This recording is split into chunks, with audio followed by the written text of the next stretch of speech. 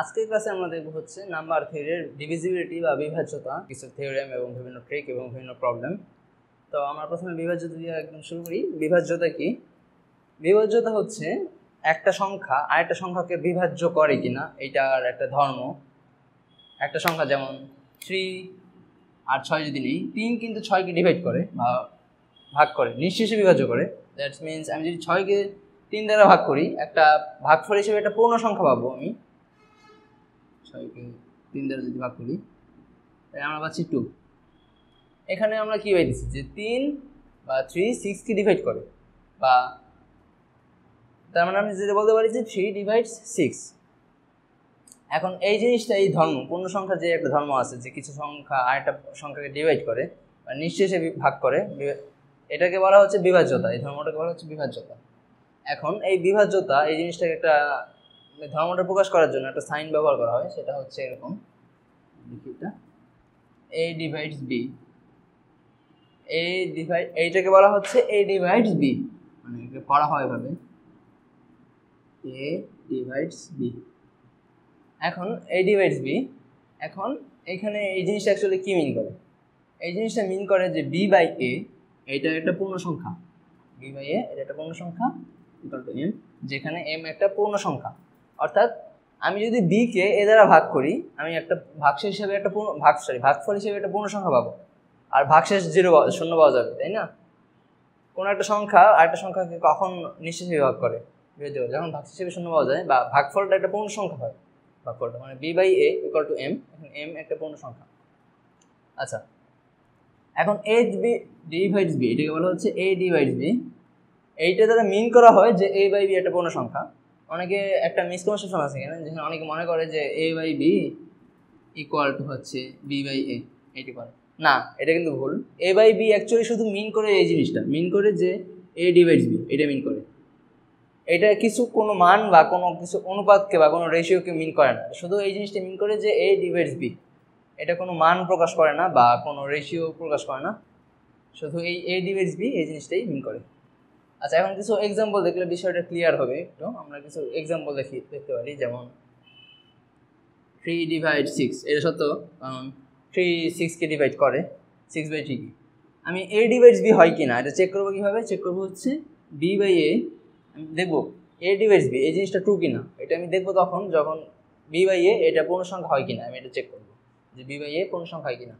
b by a যদি পূর্ণ সংখ্যা হয় তাহলে আমি বলতে পারবো যে a ডিভাইডস b, এটা বলতে পারবো a বাই b বা a ডিভাইডস b হবে। আর যদি পূর্ণ সংখ্যা না হয় তাহলে বলতে পারবো না জিনিসটা, তখন এই জিনিসটা সত্য না। ঠিক আছে, তাহলে এখন 3 ডিভাইড 6 এটা সত্য কিনা আমি চেক করবো, এটা সত্য নাকি মিথ্যা। যদি আমি চেক করতে চাই, আমি কি দেখবো? আমি দেখবো 6 বাই 3, 6 বাই 3 এর মান কত? 6 বাই 3 এর মান হচ্ছে 2, তাই না? এখন 2 তো একটা পূর্ণ সংখ্যাই, তাই না? তাহলে 3 ডিভাইড 6 এটা সত্য বলতে পারবো, তাই না? আমি, তাই না? এটাকে সত্য বলতে পারতেছি, এটা সত্য। আচ্ছা, আবার 2 ডিভাইড এটা নিলাম, এটা কি সত্য? এটা সত্য কিনা কীভাবে চেক করবো? এটা সত্য কিনা চেক করি, 6 বাই 2 এটা চেক করবো আমি। এটা সত্য কিনা চেক করার জন্য আমি চেক করবো যে 6 বাই 2 এটা পূর্ণ সংখ্যা কিনা। 6 বাই 2 কত? এটা হচ্ছে 3, এটা পূর্ণ সংখ্যা হয়েছে, তাহলে এটা সত্য। এখন আমি আরেকটা জিনিস চেক করতে চাই, ধরো 4 ডিভাইড 6 কিনা, এটা সত্য কিনা আমি চেক করবো। এই জিনিসটা আমি চেক করার জন্য কী করতে পারি? 6কে 4 দ্বারা ভাগ দিব, 6 4, এটা কত আসে? এটা আসবে তোমার, এটা কি পূর্ণ সংখ্যা আসবে? এটা আসবে না, এটা হচ্ছে 1.5 আসবে, যেটা পূর্ণ সংখ্যা না, এটা একটা দশমিক সংখ্যা, তাই না? এই ভাগফলটা কিন্তু পূর্ণ সংখ্যা আসে নাই। তার মানে কি এই জিনিসটা কি সত্য? 4 বাই 6 না, এটা সত্য না, এটা ভুল। 4 বাই 6 না, এটা ভুল, 4 বাই 6 হয় না। তো 4 যদি 6কে ডিভাইড না করে এটা কীভাবে লেখা যায় যে 4 ডাজন্ট ডিভাইড 6, এরকম দেখা যায়। মানে এই ডিভিজিবল যে সাইনটা আছে, এই সাইনটার উপর কাটা দিয়ে দিছে আর কি, ক্রস আর কি, কাটা এই সাইনটাকে, মানে 4 ডিভাইড 6 এই সাইনটাকে কেটে দিছি, এটাকে বলা হচ্ছে 4 ডাজন্ট ডিভাইড 6 আর কি। ঠিক আছে, আচ্ছা। এখন আমরা কিছু বেসিক জিনিস দেখবো ডিভিজিবিলিটি সম্পর্কে। আশা করি তোমরা বুঝতে পারছো যে ডিভিজিবিলিটি চিহ্নটা কি মিন করে বা এটা দ্বারা কি প্রকাশ করা হয় আর কি, এই চিহ্নটা দ্বারা কি বোঝানো হইতেছে, এই যে এই চিহ্নটা দ্বারা কি বোঝানো হইতেছে। আচ্ছা, আমাদের এই ডিভিজিবিলিটি সম্পর্কে অনেক লেমা বা অনেক থিওরেম বা অনেক ট্রিক আছে আর কি ডিভিজিবিলিটি সম্পর্কে। আমরা এবং এগুলো কি কাজে লাগে, ডিভিজিবিলিটি অ্যাকচুয়ালি কি কাজে লাগে এগুলো আমরা দেখবো আস্তে আস্তে। দেখো a ডিভাইডস b, এইটা মানে কি মিন করতেছে যে b বাই a একটা পূর্ণ সংখ্যা, b বাই a মানে a b কে নিঃশেষে বিভাজ্য করে, বা b বাই a একটা পূর্ণ সংখ্যা। আচ্ছা এখন a ডিভাইড যদি b হয়, আচ্ছা একটা জিনিস দেখো আগে যে 1 ডিভাইডস যদি নিয়ে আমি, এটা কিন্তু সবসময় সত্য, এ যে কোনো একটা সংখ্যা ধরো, আচ্ছা এখানে যদি আমি x লিখি 1 ডিভাইডস x, এটা কি সবসময় সত্যই না? দেখো এটা সত্য কিনা চেক করার জন্য কি করতে হবে, x বাই 1 চেক করবো, x বাই 1 এটা কি, এটা তো xই তাই না, তার মানে এটা তো পূর্ণ সংখ্যাই হইতেছে, 1 তো যে কোনো সংখ্যাকে নিঃশেষে বিভাজ্য করে তাই না, যে কোনো পূর্ণ সংখ্যাকেই, তার মানে কি 1 বাই x এটা সবসময় ট্রু, x এর মান যাই হোক না কেন এটা সবসময় ট্রু, ঠিক আছে। আচ্ছা আবার একটা জিনিস নেই, ধরো y বাই 0, এটা সত্য কিনা, y ডিভাইড 0, এটাও একইভাবে চেক করবো আমরা। চেক করতে হলে কী করতে পারি, 0 বাই y চেক করবো, 0 বাই y কি 0, 0 কি 0 তো একটা পূর্ণ সংখ্যাই আমরা জানি, বা যে কোনো সংখ্যা কি 0-কে ডিভাইড করে না, বা যে কোনো সংখ্যা তুমি 0-কে যদি কোনো সংখ্যা দ্বারা ভাগ করো তাহলে ভাগশেষ কত পাচ্ছ, 0 পাচ্ছ, ভাগশেষ, ভাগফলে 0, ভাগশেষে 0। ভাগশেষ 0 হওয়া মানে কি, ভাগশেষ 0 হওয়া মানে হচ্ছে সংখ্যাটা নিঃশেষে বিভাজ্য হচ্ছে তাই না, তার মানে কি y 0-কে ডিভাইড করে, তার মানে যে কোনো একটা সংখ্যা যদি y নাও 0 বাদে, y কিন্তু 0 হওয়া সম্ভব, 0 না বাদে 0 বাদে আর কি, y নট ইকুয়ালস টু 0, তাইলে যে কোনো একটা সংখ্যা নাও y ইকুয়াল টু 0, তাহলে y ডিভাইড 0 হবে তাই না, এটা হবে y ডিভাইড 0 হবে, ওকে।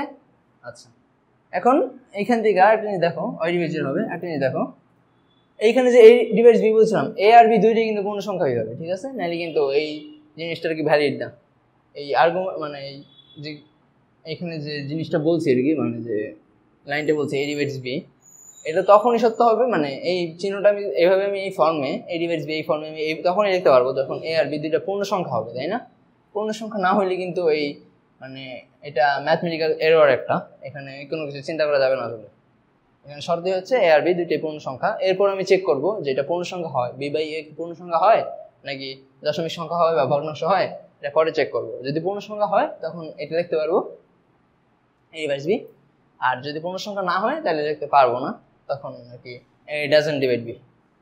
এখন আমরা কিছু জিনিস দেখবো, সেটা হচ্ছে ধরো a বাই b দেওয়া আছে a ডিভাইডস b দেওয়া আছে, a ডিভাইডস b, প্রমাণ করা লাগবে হচ্ছে a ডিভাইডস bc, c যে কোনো একটা সংখ্যা, প্রমাণ করা লাগবে a ডিভাইডস bc, এটা দেওয়া আছে, এই লাইনটা দেওয়া আছে, a ডিভাইডস b দেওয়া আছে, a ডিভাইডস bc হবে, এটা প্রমাণ করা লাগবে। আচ্ছা এটা আমরা কিভাবে প্রমাণ করতে পারি, এখন a ডিভাইডস bc হবে, a ডিভাইডস b কি মিন করে, a ডিভাইডস b এটা মিন করে হচ্ছে b বাই a একটা পূর্ণ সংখ্যা তাই না, b বাই a একটা পূর্ণ সংখ্যা।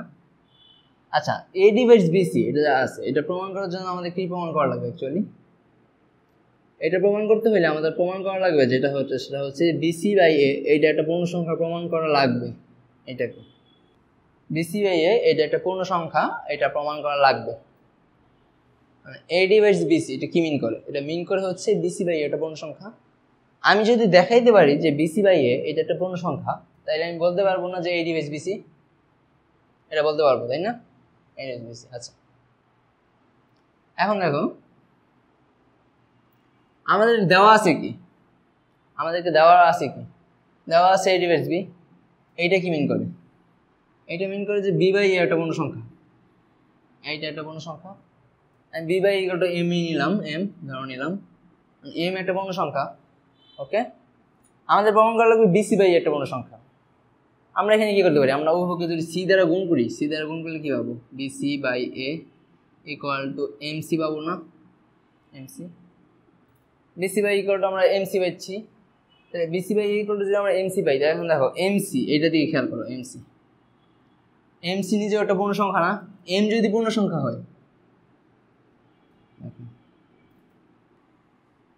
m একটা পূর্ণ সংখ্যা ছিল, তাইলে mc c তো একটা গুণ করছি, পূর্ণ সংখ্যার সাথে যদি পূর্ণ সংখ্যাটা গুণ করি, m এর সাথে একটা পূর্ণ সংখ্যা c গুণ করছি, তাইলে mc এটাও একটা পূর্ণ সংখ্যা হবে না, পূর্ণ সংখ্যা গুণ করছি, এটা যদি পূর্ণ সংখ্যা, তাহলে bc বাই a এটা তো একটা পূর্ণ সংখ্যাই হবে তাই না, এটা পূর্ণ সংখ্যাই হবে bc বাই a, তাহলে আমি বলতে পারি যে bc বাই a একটা পূর্ণ সংখ্যা, এটা একটা পূর্ণ সংখ্যা, তার মানে কি, তার মানে এই জিনিসটা সত্য, এ ডিভাইডস বিসি হবে, ঠিক আছে?